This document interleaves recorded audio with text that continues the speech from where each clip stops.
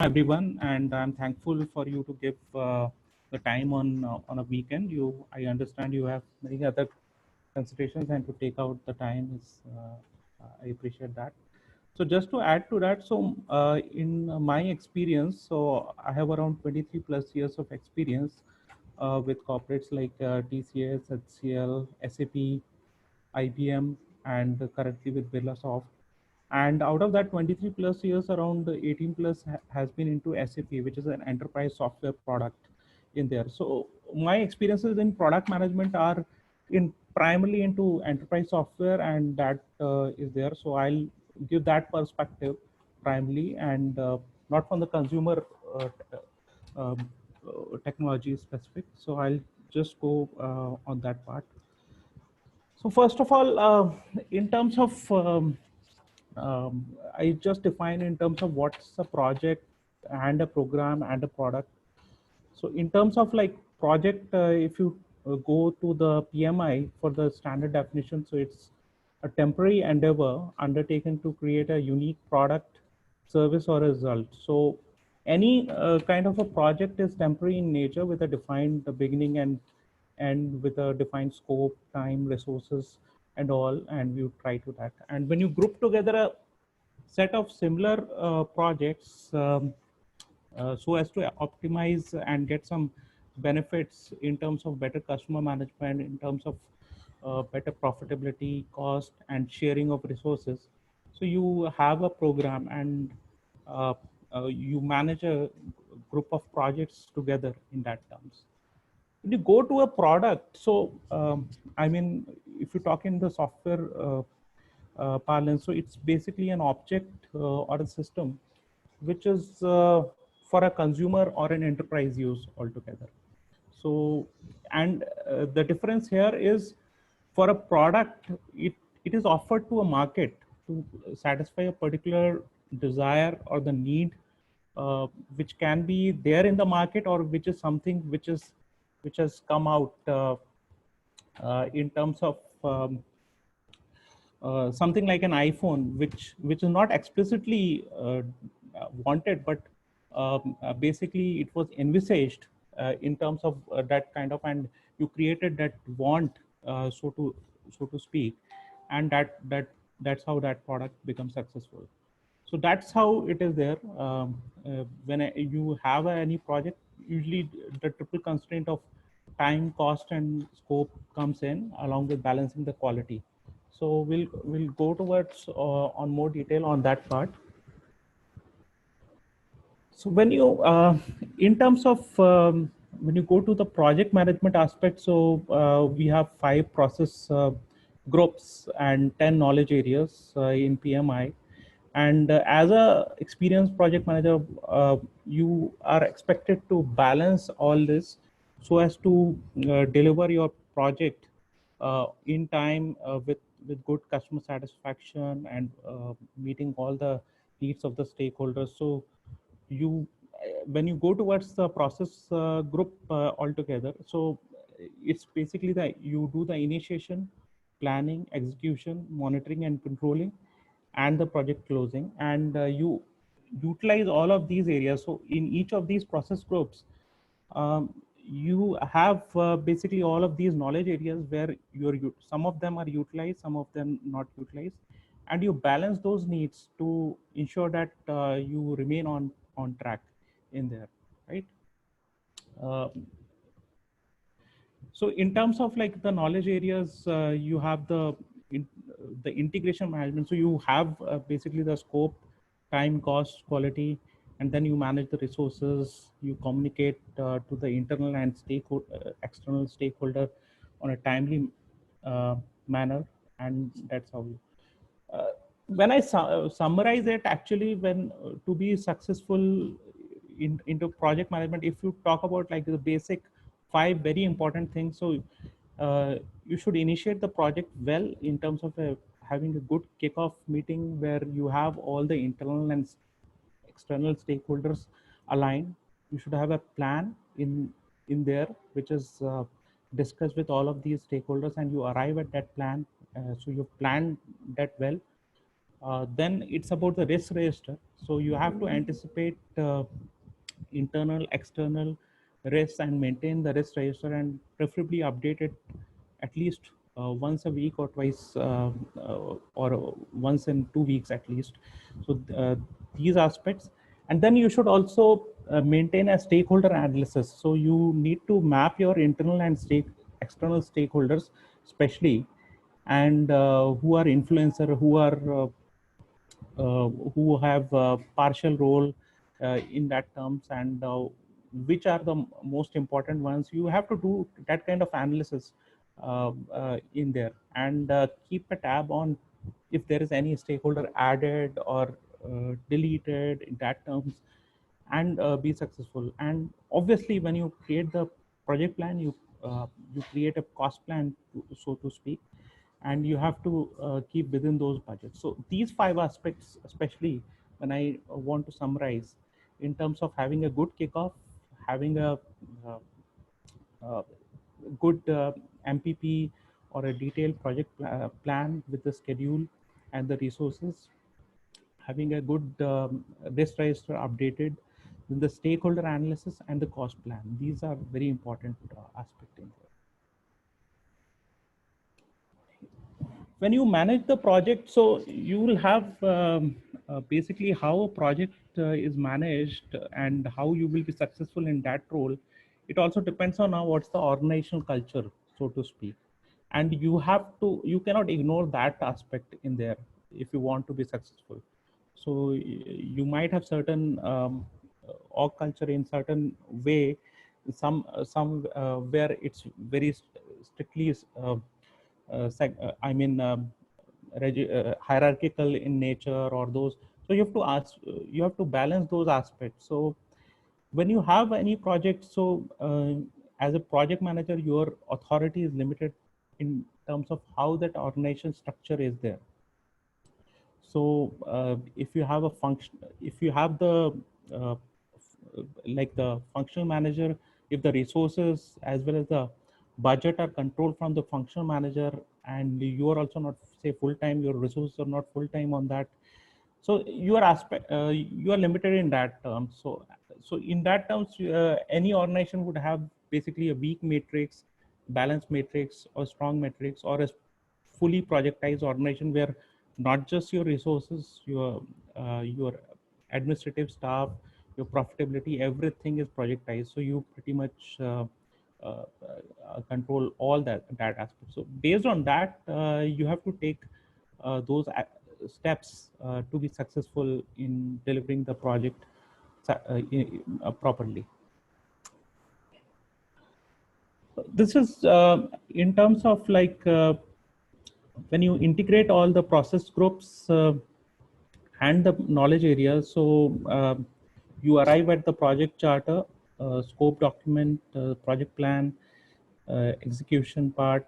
So this is all that aspect together, and you have to uh, keep that aspect. So when you start the project, enterprise environmental factors, process assets, having the resources tied in, having a clear scope of work, and ensuring there's no scope creep in there, those aspects become very important. So when you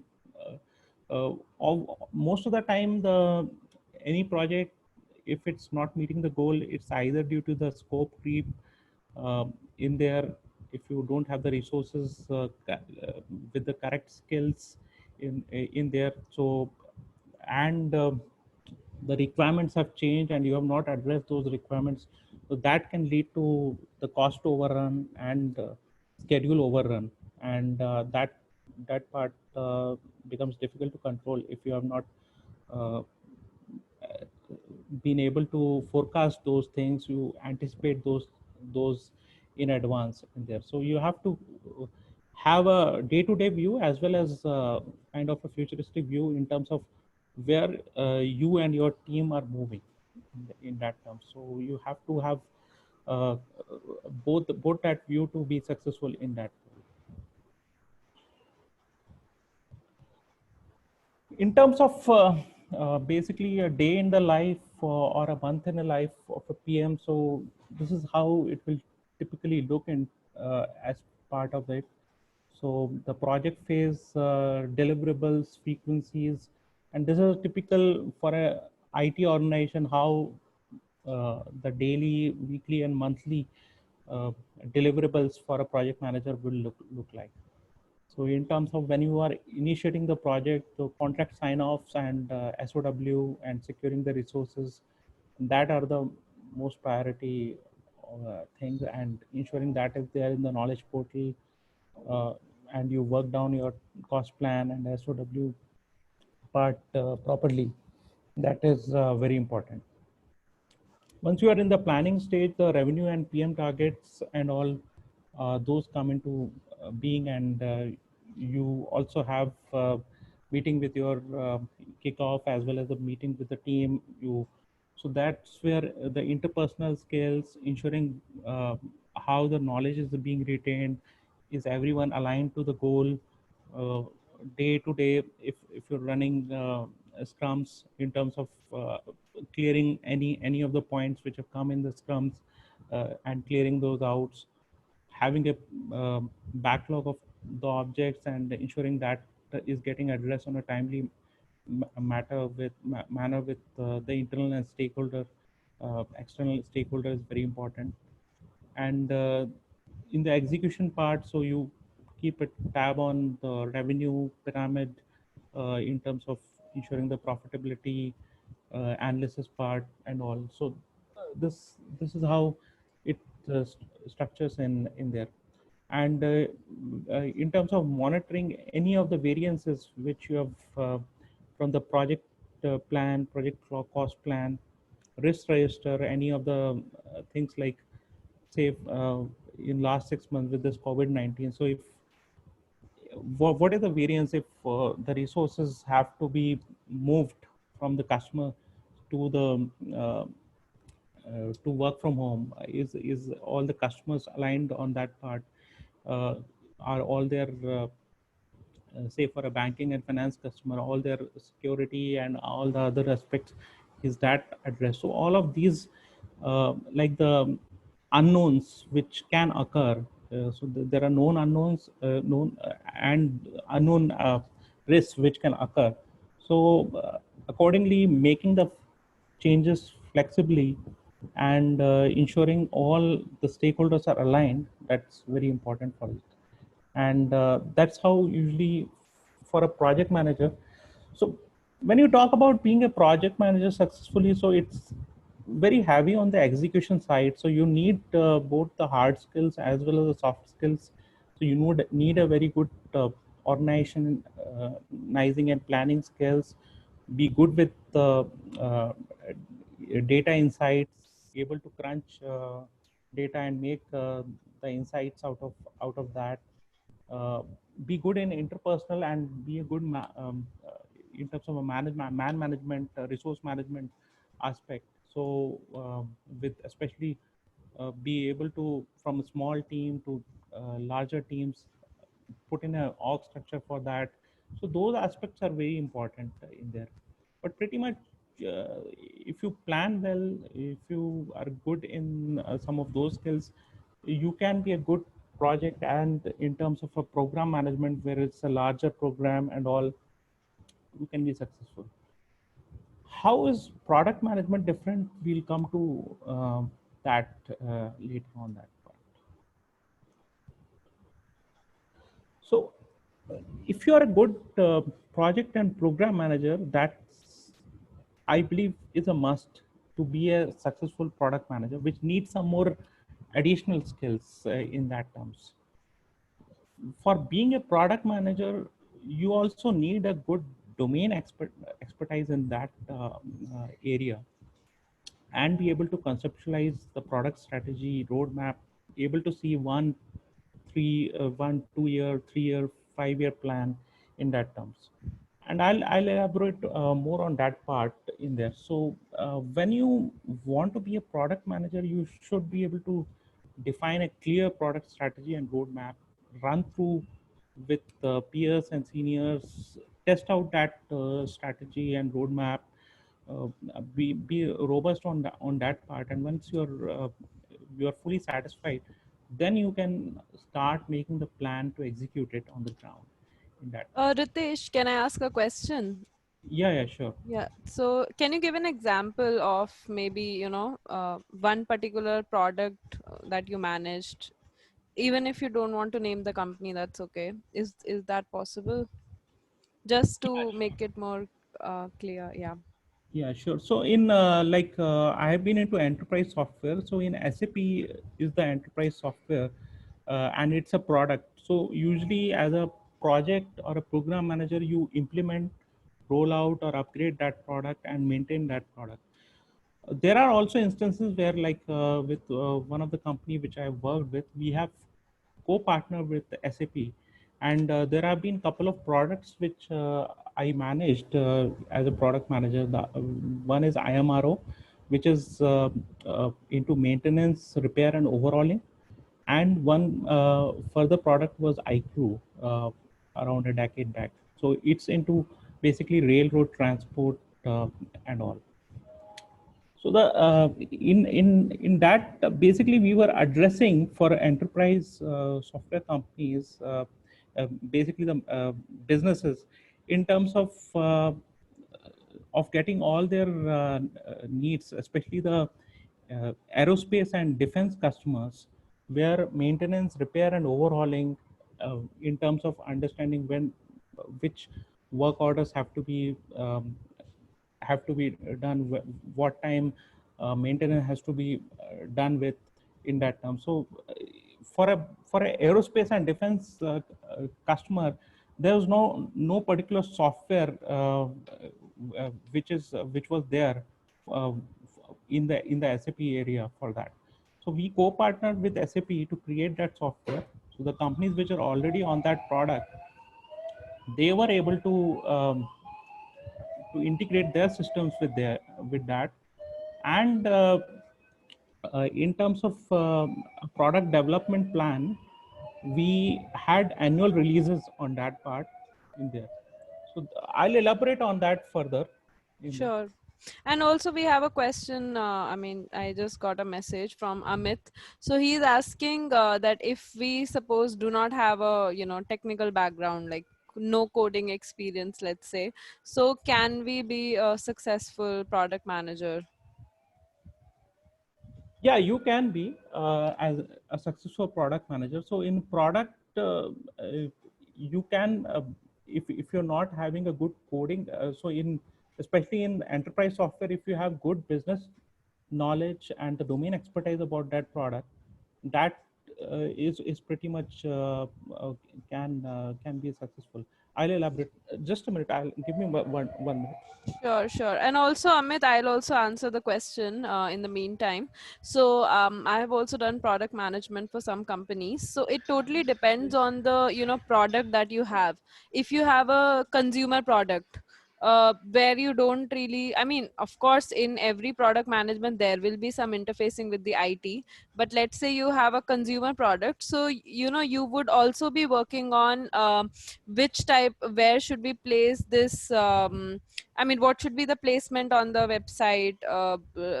What color people click on? What kind of product people actually want? You'll be doing a lot of market research to understand what exactly is the product people need. Let's say people need some kind of I don't know, some kind of a hardware, let's say a TV. So what kind of features do they need in that TV? So it will totally depend on, which type of product you're managing. If you are totally into an IT services kind of product, then of course coding helps more. If you are into consumer and all, then you don't really require it. BFSI, you don't really require that much coding experience. So it depends from industry to industry. Yeah, Yeah, similar, Ritesh. Hmm. in enterprise software, so usually we have two areas. Either you can be from the functional side or from the technical side. From technical side, people are usually strong on the coding side, and the functional are the people who have good domain experience in that area, where they are able to conceptualize the next stage for that product, because they have worked, say for the product which I talked about, IMRO.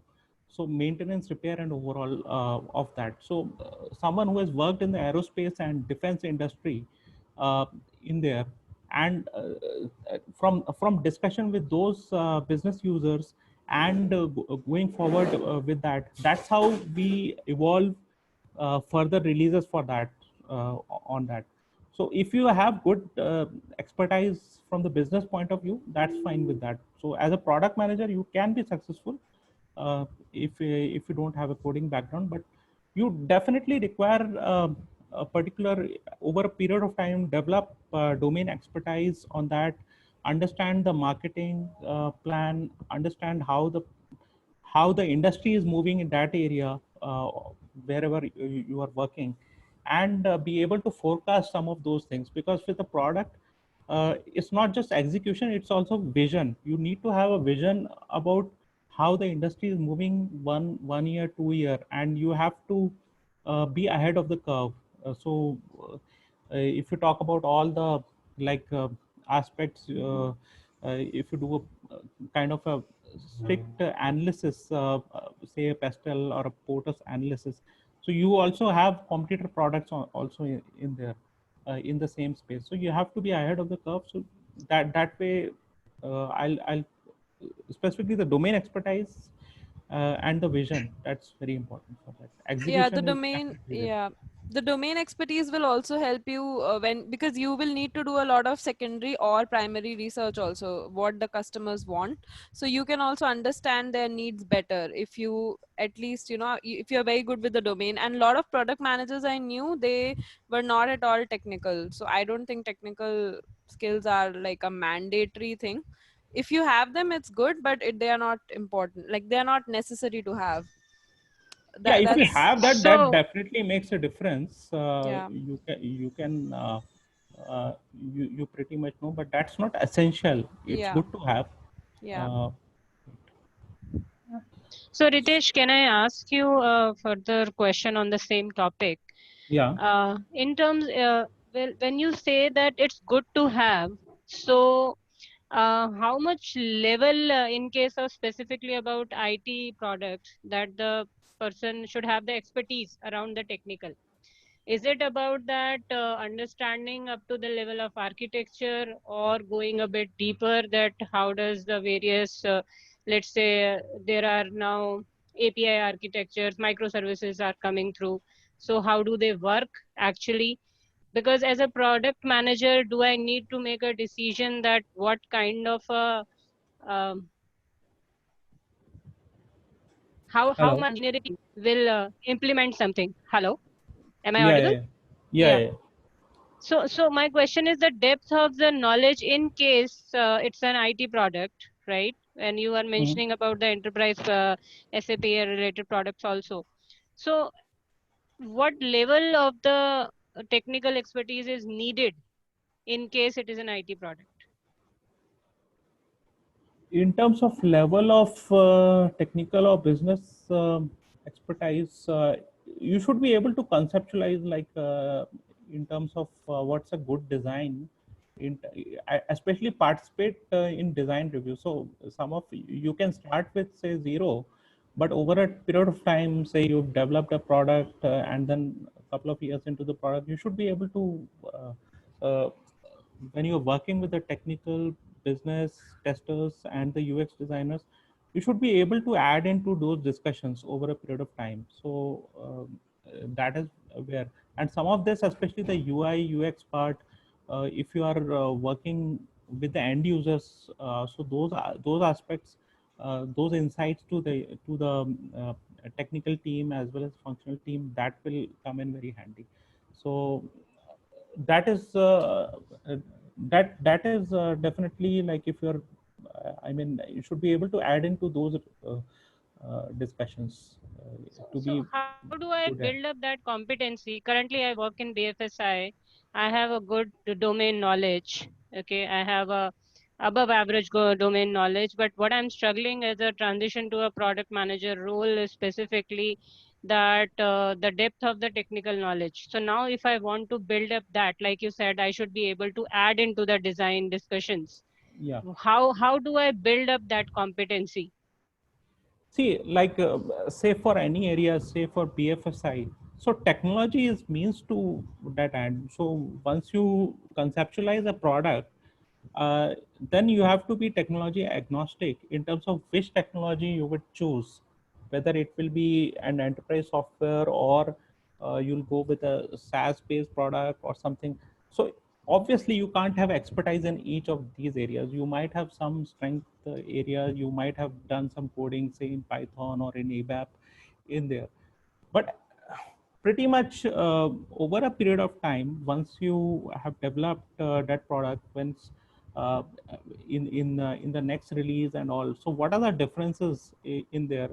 What is possible, what is not possible? So I think that definitely can be acquired in there if you don't start with any knowledge of the technology beneath that product. Because as I said, as a product manager, like technology is means to that end. You should not get tied with that particular technology. So you need not have a good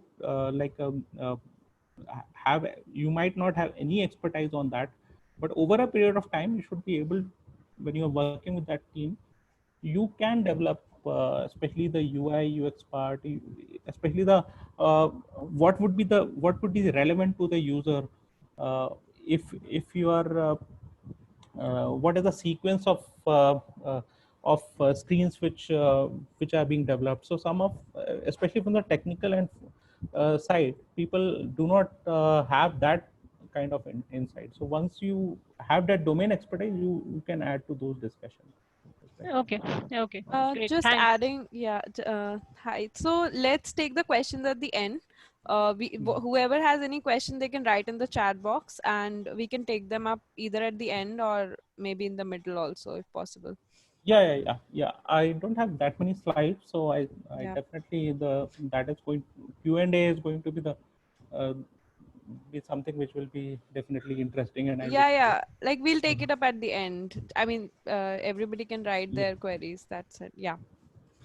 So as I detailed about the being a product manager, so program management skills, the execution skills come in, but conceptualization, product strategy, roadmap, uh, able to collaborate with the cross-functional team, including like the technical, functional designers, and then uh, making decisions. So you will have to make decisions at each stage when you are leading product reviews, how frequent your releases should be, what are the features which need to be built in. So you need to have that futuristic understanding about that industry to be able to stand up and tell, okay, go ahead. You'll always have the choice, if you have to develop, how many features have to be developed, which is more priority, less priority. So that kind of prioritization skills will also come in, because it's not just about your execution, and you need to understand what's there in the market. Is market ready for it? uh, what would be the response from the market? Have you tested that with some focus group and all? If you go to the industry meets and all, how's that product doing? How's the current customers? What is the feedback from the? A lot of the times, the next releases features will come from the feedback which you're getting from your existing customers, and then the need to appeal to different set of customers in there. You need to be very good in the communication part, both internally and externally, so as basically from launch till the strategy, execution, and then the making the marketing plan and all that part, you're doing it well. So how it does basically the product lifecycle and the project lifecycle differ? So you see in the top, basically the project lifecycle, you will have, as we talked about, the 5 process groups. So initial stage, you have a project charter, scope document, then you make the project plan, you make the plan, baseline it, then go towards basically the final part is when you hand over. When you talk about the product life cycle, it starts much earlier than the project life cycle. So you need to have a foolproof business plan which you have developed based on your domain expertise, what you see the market in the next 1 2 year down the line, what are the skills you are having in your team, what are the skills you need to inquire, and based on it, you have to do the ideation. And then once your idea is, you and your peers and seniors are confident about it, then you start with the execution and then deliver the final product, and then you operationalize that. And then over a period of time, like basically from business plan to ideation, product development, then the operationalization and the retirement of the product. So at that point of time, you have to also make a call about whether to retire a product, whether to upgrade that product, or whether to conceptualize an altogether new product over a period of time to cater to that need. So as the market evolves, you have to make those important decisions in there. How does the revenue versus the time typically look in a product life cycle? So when you have the business plan and uh, product development, you are pretty much putting in the costs in anticipation of the profit in there. So you pretty much start from the negative side in there, and then as you launch the product, you if your idea is successful, you pretty much see a spike in terms of sales and profit. So initial you will see a spike, and you also play in terms of do the growth hacking in terms of understanding how to acquire new business enterprise users or a consumers for a consumer product, how to acquire new users, active users, and all. So you are in that growth phase, and once you are more in the maturity phase, when the sales as well as the profitability come down, then you and the product is in decline state, then you also have to make those decisions which we talked about in terms of whether to uh, do new upgrade to the product, or to conceptualize an altogether new product, or to decommission the product and retire the product. So uh, those aspects come in.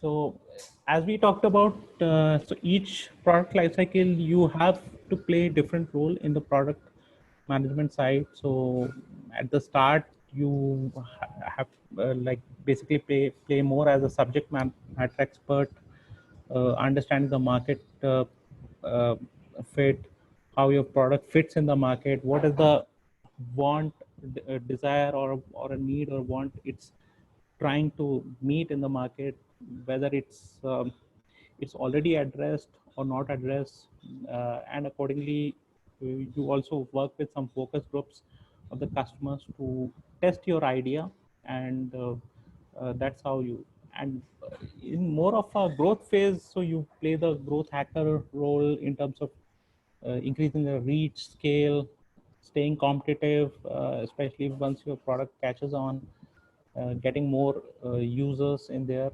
And retention strategist is when it's more at a maturity level, and you want to sustain your market share in there. And then the solution seeker in terms of determining the best outcome.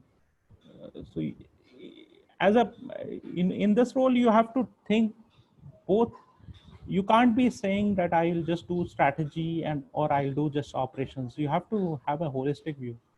You have to walk and chew gum at the same time. You can't say I'll just walk or I'll just chew gum. And you need to have a future 1-2 year vision, and as well as you need to be uh, hitting your numbers on a daily basis in terms of doing the best execution, your after sales support, and customer service is there, so that you are acquiring customers or users, consumers in there, and also have that vision to come out with a new release, new features at that point of time. So, Ritesh, for this last slide, I think subject matter expertise you will also get by some kind of market research and some kind of data as well, or is it based on our expertise alone? Just want to understand. It's not just expertise, so a market research part, and uh, attending some of the industry forums, how that particular market is moving. So market research part plays a key role. Sometimes you might not have any subject matter expertise, but you pretty much know that there is a unfulfilled need in the, or that particular product will be successful, and you have to test that part. So both of that part will go. Marketing definitely will be important there. Okay. Any other questions on this? So I just want to go like for the growth hacker. So is it like to stay competitive and all? Is it because the way we manage releases? Is that how we uh, expand, reach, scale? What, like, how do we do that as a product manager? How I will do that by maybe upgrading my product or what? Yeah. So here, like when I talk about, I am talking only from the software cycle part. So for a consumer product or an enterprise product, so the goal is different. So consumer Okay. product, you are trying to reach as many number of users, and you are also trying to reach the right segment of those users in there. For an enterprise software, you have to decide, say, your product like an SAP is earlier good in the large enterprises, but now that is saturated. Now you have to go to the MSMEs and small and medium businesses. So what you are going to do on that? So in growth hacking part, uh, you have to basically conceptualize the release, how frequent it will be, quarterly or annually, uh, depending on what that market is. In terms of how many, what kind of users. So you have to do the segmentation part in there. So you are targeting the users, right set of users in terms of industry segment, or in terms of for a consumer products like millennial or Gen Y, Gen Z, those kind of segmentation. What is the profile? What are the typical income levels? So based on that, you arrive. Once you have that understanding, then you can develop the requisite features for it in there, Okay. and that's how you will go it. So it needs, like as I told, for a consumer industry, consumer product, it will need a different kind of approach. For an enterprise software, it will need a different kind of approach. Got I'll it. just elaborate on that part, how we are, Sure. say, in enterprise software, how that kind of work is going on right now. So just to summarize, in terms of basically the product management, primarily it's about what to build, what to change, and you run through the data and business insights.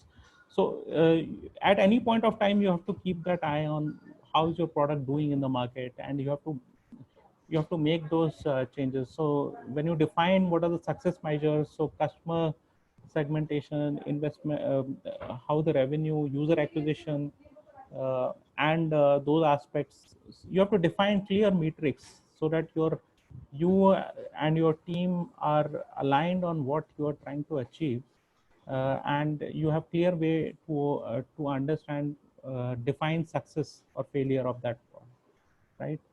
And that's how you will so you will get those insights in terms of the consumer growth patterns, or the type of customers you are acquiring, or in case if there is a churn, what is that kind of churn in there. So that has to be very critically analyzed to ensure that you stay on the track.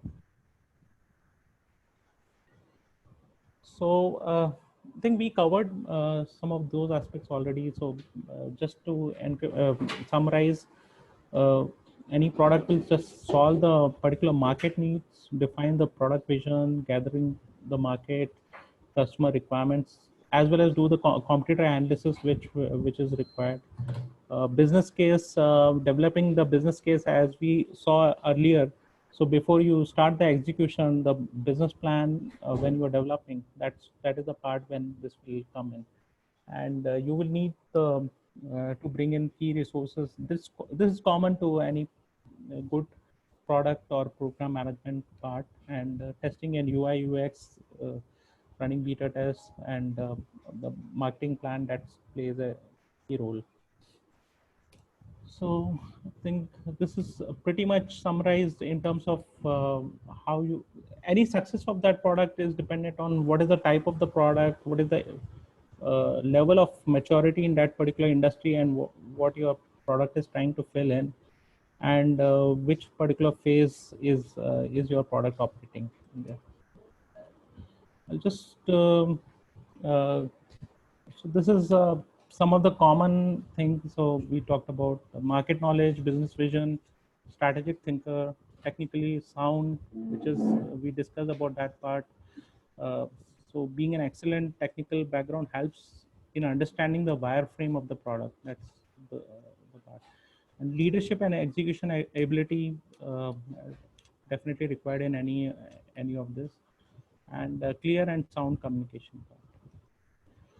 I'll just explain in terms of how, like, the growth hacking aspect when I apply it into the business software. So for the enterprise software, so those of you who don't know, so it's basically it's computer software used to satisfy the needs of an organization rather than the individual users. So the systems like SAP, Oracle, Fusion, Microsoft Dynamics, these are the kind of systems, and they fill some of the enterprise needs in there. So how this the SAP product, SAP, which stands for Systems, Application and Products, has evolved. So it was initiated in 1972 by 5 former IBM employees. So based on the how that industry has moved in, so here if you see the this diagram, so 1972 R1, R2, this is basically the 3-tier architecture. So 1979 it was in R2 environment, then we R3 in terms of database, application and presentation layer. And once the World Wide Web took off, although not on the high speed, we were still on dial-ups, so it evolved into MySAP product. And then the in-memory computing, so it came up with the high performance analytic appliance, and on that the new conceptualized product S4HANA was developed. So the same growth hacking perspective. So as the industry as well as the external environment has evolved, and your market is has been able to take that, so the product has evolved. I think sometime back I had attended one. I was seeing one YouTube video where the ex-CEO of Vodafone, Mr. Arun Sarin, was saying if iPhone was launched in say 2004 rather than 2007, it wouldn't have been that successful, because all the external environment was not ready for that kind of product to take in a $500 so the mobile phone in there, and all the other network aspects and all. So you have to, when you are having a successful launch of a product, external environment, keeping all the stakeholders, understanding how that market is moving, all of that aspect is very important. Any questions so far? So there are a lot of questions. So one person has written, if you decide to, discard a product which has some 100 customers, however, it's not a profit, it isn't a profitable product, how do you build a program to take outreach? Trupush, can you please ask the question in your own language? Outreach, Trupush. Hi, my name is Ravi. I'm co-founder of a product company called Trupush. My question is that, let's say if you are a decent set of customers for your product, and for some reasons you decide to retire that product because it probably might not be as profitable as you think it should be. So in that case, how do you build a program where you reach out to your customers and tell that this product will no longer run, and how do you advocate that? Do you have any previous experience in that, sir? So if I understand your question well, you have a product with around 100 users, and if you are retiring or abandoning that product, so what is the particular reason for it? Like it can be either you're not having sufficient number of users, so or you're not having the funding for the next stage of the product, or your customer acquisition is not correct, like it's not moving in that direction, right? uh, so if you're asking, you want uh, I mean, there are multiple options for this. So if you have to uh, retire that product, um, you would have to, especially for the customer service point of view, I would advocate you have to reach out to all those customers. I don't know specifically what kind of customers, what profile of the customers, whether all of them are like individual users or businesses in there. So you have to reach out, you have to tell, and also in terms of how that can be supported, you have to have a plan in terms of if some of those customers don't want to, so whether they would like uh, to embed it and like develop their own team. So you have to work closely with that users, because um, my recommendation is, if you develop good, um, after say after support in that terms, and you satisfy those customers, you will build good profile, so that if in future you are launching any other product or anything, you can be sure about some of those customers in there. So I wouldn't advocate like abandoning or having something like uh, where some of those customers feel shortchanged in that. So it will depend on what is the particular problem you're trying to solve, because there's no one specific answer. I'll have to understand what are the kind of profile of the customers which are there. Yeah, thanks, Ritesh.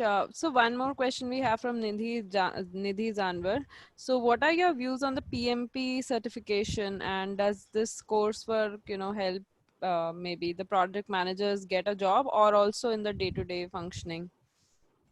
Yeah, so PMP, in fact, I did my PMP in 2006 in there, so, and have maintained that certification.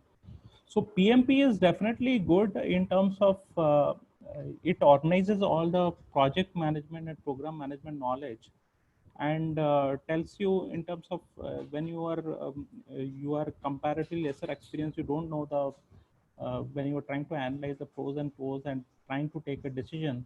So it gives a particular methodology, it organizes that a body of knowledge, and that way you are able to organize and deliver your projects much better. It is one of the tools.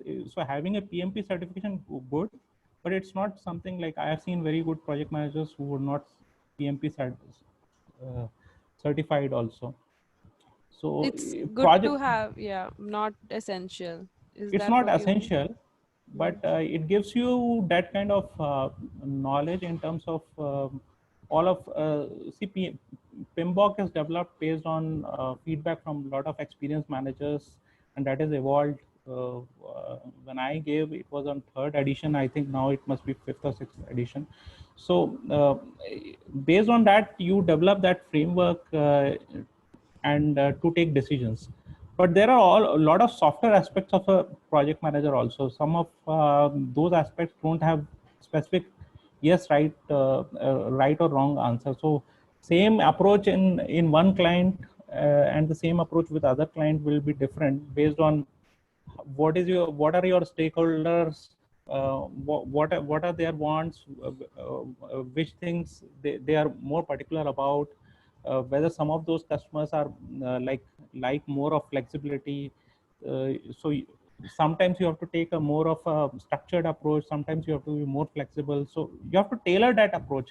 It's something like if you are a batsman or a bowler, you can't ball in the same way at every pitch, right? You have to tailor your bowling or batting skills based on each of the. So it's project management is a science as well as an art also.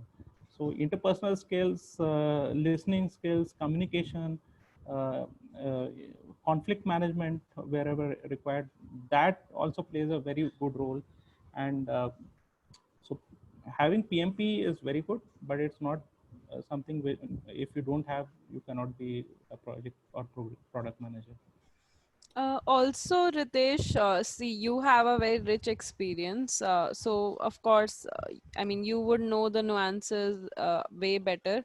But what about people, who don't have that much experience? So, how can they maybe upskill, or if not PMP, like what can they do to, make the transition easier if they want to be a product manager?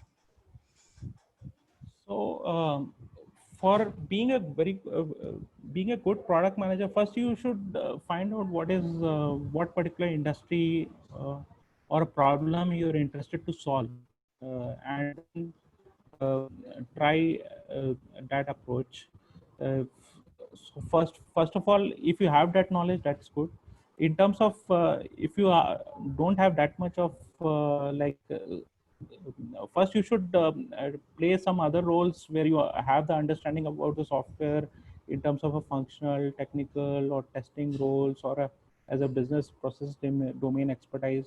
So you get a grounding on that particular industry, or a or a particular technical area or a functional area.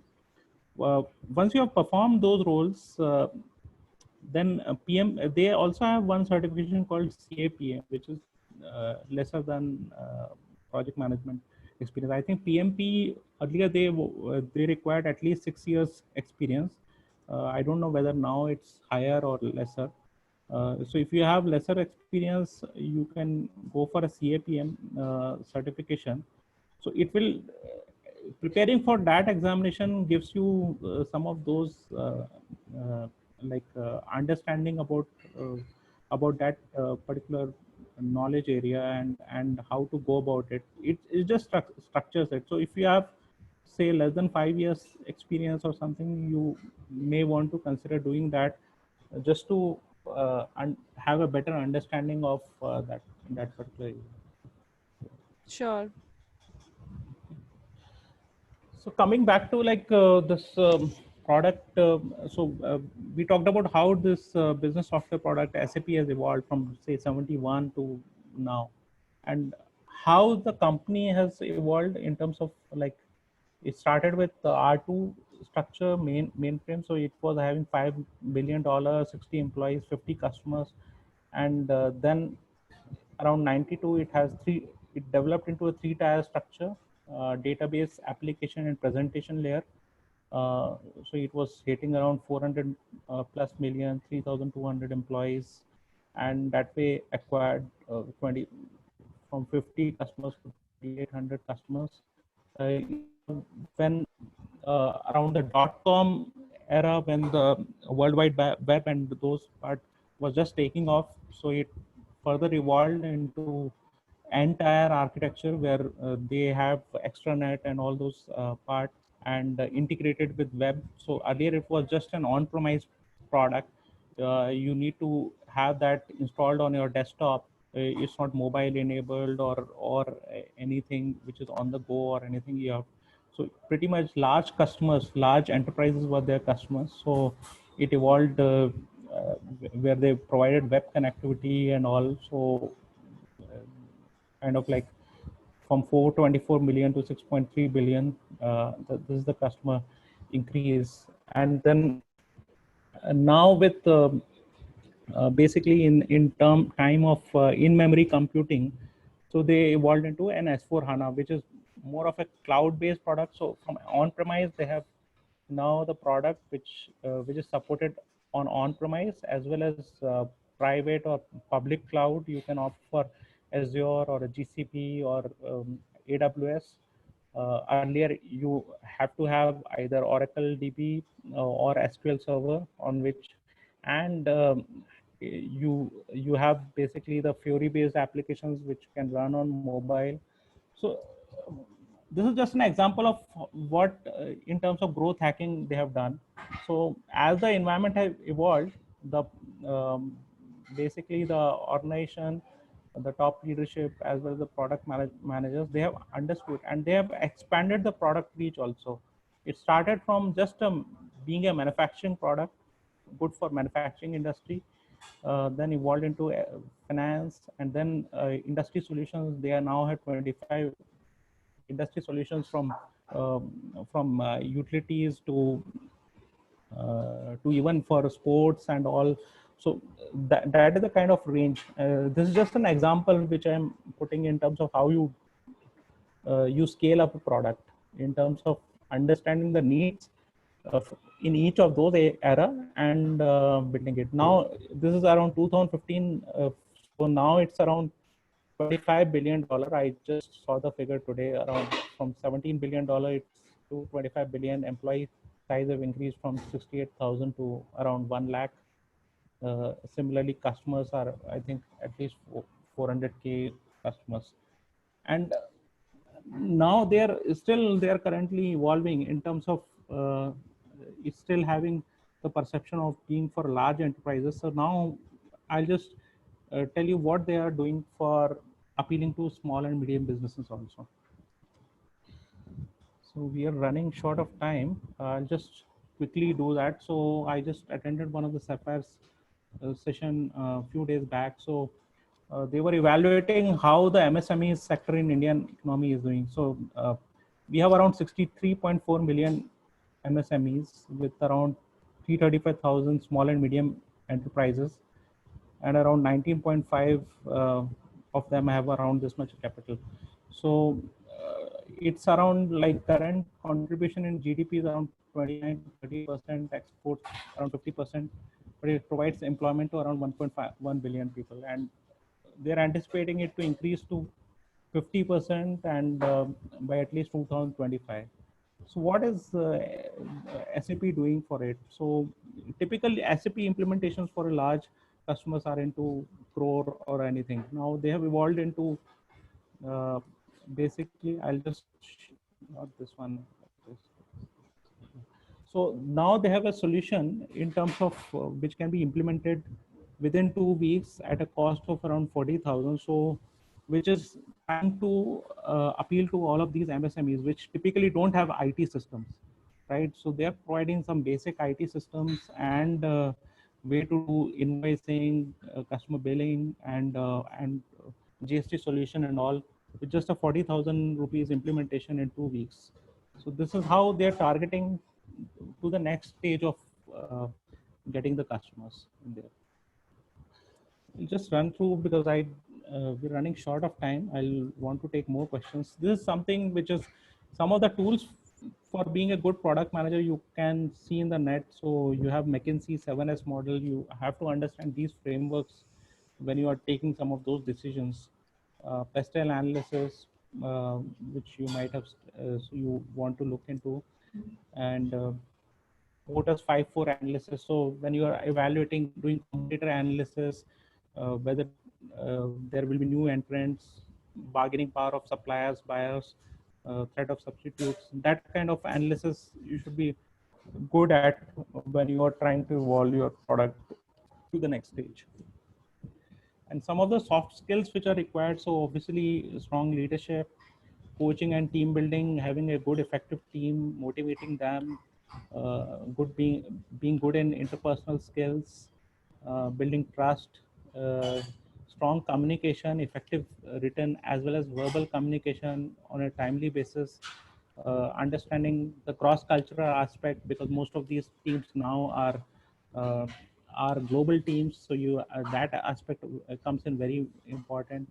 Negotiation and influencing, very important. So in terms of getting both internal and external stakeholders, and decision making. This is where a lot of the time you have to make decisions to start what particular features are important to be done on a priority, what is to be taken at a later stage, whether to build, make or buy in there, whether to upgrade the current product or to retire that product and reconceptualize, make a new product altogether.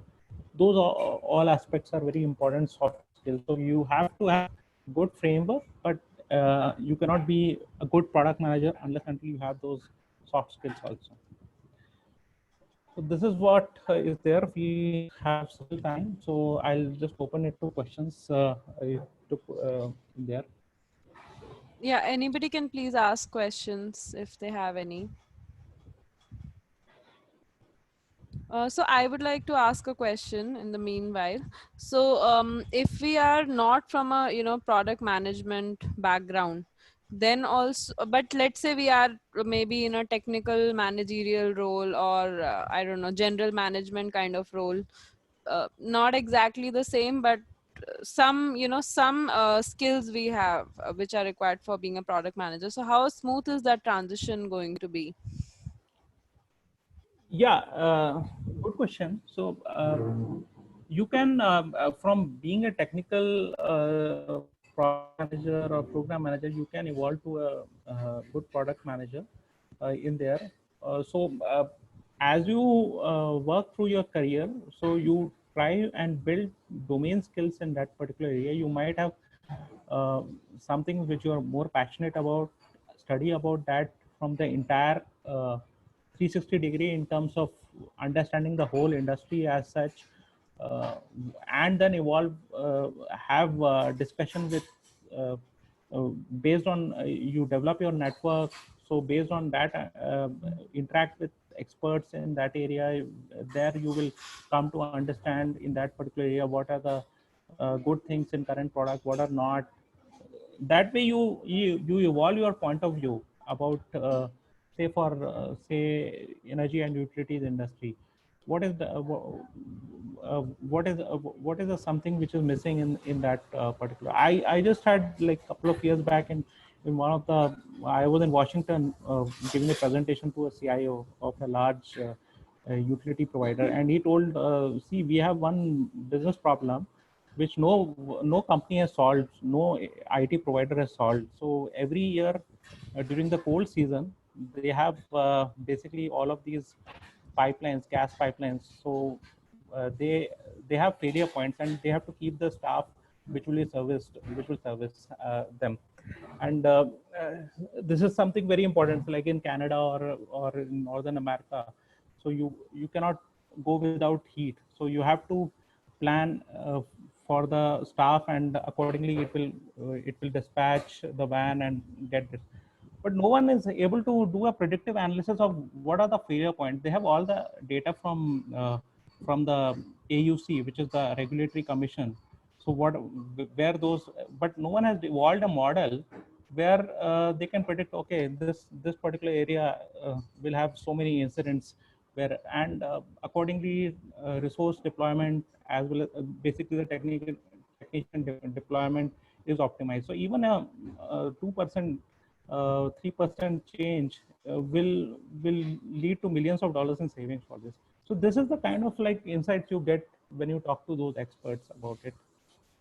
So develop that insight, and with the technical as well as you have that knowledge, and once you have that view, you will be able to understand that aspect and be able to product manager.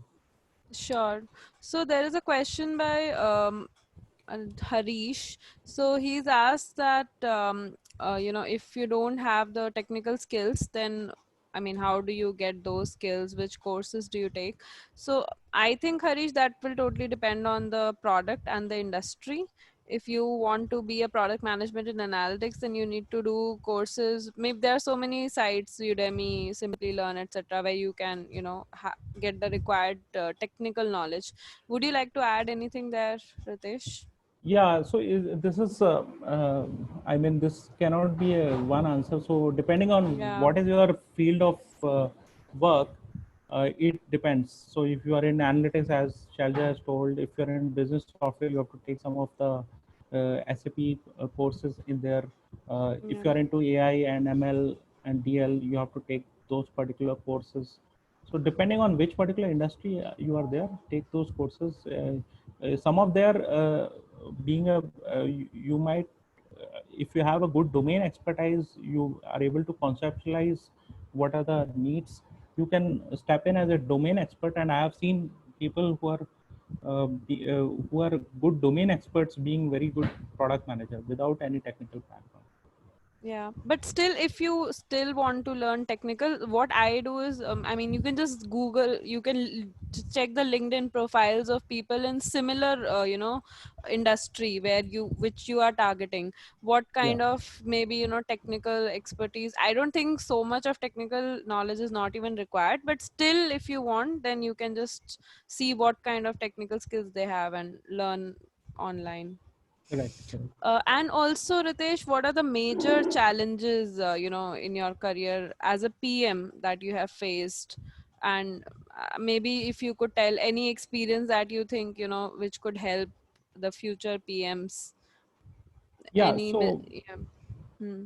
so for like, so I managed couple of those products like IMRO and IQ a few years back. So especially deciding on what are the release cycles and getting all the customers, existing customers on board in meeting those requirements, and then meeting those and evolving that into the particular releases. So that release management is very important. How frequent and what are the things which are addressed. So you have to work with multiple customers, multiple stakeholders in there. Scope creep part, understanding that aspect, and ensuring we are adhering to those without any gaps in requirements and maintaining a proper product backlog. That's very important in there. And risk management part is also now, it was not that paid that much attention earlier, but now it's becoming very important in there. Earlier people used to just fill the risk management risk register once start of the thing, and then didn't used to update it. Now it's that particular aspect is also very important, because it can throw all of your plans as well as your budget and all into disarray if you have not done proper risk registration part. And what if, like you said, risk analysis, right? I mean, even if we do the best risk analysis, it is possible that still there are some very unknown kind of, scenarios which come up, and we are running above schedule, above budget. So I don't know, is there any mitigation strategy? Like, how do you manage such type of scenarios? Yeah, so if you are running above uh, with the cost and scope overrun, so it's first thing which is important is to be very clear and transparent with the communication. So if there is anything which is not working, discuss clearly with your internal and external stakeholder. My experience is generally if you are very clear and direct with those communication, that is appreciated. So then the effort is to collaborate to bring it as per plan, and have all of the all the stakeholders aligned to get the plan back into shape. So once you are transparent, clear, and direct with those communication, uh, that works. That is my experience in there, and I would advocate that. Uh, And also, how do you decide how, like you said, right, how frequent the release cycle is? I don't know. Is there any example? Like, do we know that this is the average number of releases, or any such, benchmarking, or how do you decide? How do you come on board with the customer on that? Let's say customer is not willing to accept what we are saying. What to do? Yeah, so there are a few different, there's no one correct answer. So depending on what is the market, what is the product, what particular stage the product is, and what growth stage it is, that's how it is decided. And obviously, if you have some main customers who are giving in, they uh, hold a key kind of like a stake and say on that part. So usually I have seen the release cycles are like quarterly or an annual. At mostly it's annual for a large, because I've been working on the enterprise software. Usually it's an annual. You uh, and you have the release cycles on a monthly or a quarterly basis. So what particular features are developed and delivered on that, what are the feedback which is coming in, that all is incorporated from your customers. So like for example, for the product I was talking about, IMRO, which is into aerospace and defense. So we had customers like Dassault, which is a company which developed the Rafale planes, and American Airlines, Lufthansa, KLM. All of these are the customers. So they bring in their inputs about what should be in the next release in there. And sometimes you have to the KLMs would be directly opposite to what Lufthansa is saying. So you have to match of those things actually. So I it get it. depends on how what particular stage your customer product is. If it's a more mature product, you have a much better say. You can stand up to some of those customers saying this is right actually, and they will trust you with that. But it all depends on what particular stage. Sure, I understand. So it was great talking to you, Ritesh. I think it was a very good session, very interactive session too. And thank you for your time, and thanks everybody else also for your time. So I don't know. We have one more question. I'm sorry. Okay, sure. So Devender Yadav, you can directly ask actually if you want. He has written. Okay. Okay. Can you please share your thoughts on SAP indirect license cost? I don't know whether is that in the scope, When is cost. indirect license cost strategy? So I didn't get the question correctly. So the licensing strategy is basically by the company SAP. So they have basically the licensing cost. They have basically the AMCs in there. So depending on what is the particular market size, what particular product, there are different products, almost 40-50 different products in SAP catering to different market actually, different industry in manufacturing or hotels or energy and utilities. So the pricing is different for each of them in there, and that's how that is decided. So Yeah, I basically think yeah, that's not in kind of like for an implementer company like us, it's not in our scope to decide on the implementation.